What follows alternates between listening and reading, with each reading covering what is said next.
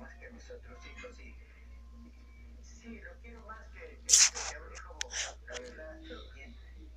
Flor, muchas gracias, pero déjeme continuar a mí, ¿sí?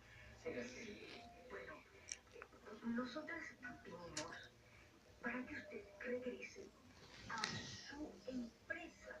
No, aquí no está mi empresa. ¿Cómo que? No es mi empresa, es como que no está mi empresa. Aquí no dice Grupo Inverso ni Grupo Reyes ni nada. No, que me oiga bien. Y lo segundo, yo no tengo alma ejecutivo. No va a coger a la gente a maltratarla, a ponerla a trabajar los horarios que me dé la gana, no pagarle bien, aparte de que colabore. No soy ejecutivo, entonces le pido por favor que me respete también. Bueno, pero esto sería una oportunidad para usted, para demostrar que debe ser un ejecutivo. Es una oportunidad, ¿no? Sí. Oiga, Beto, maltratándolo, pero hay que pensarlo sin más. ¿Y ahora qué?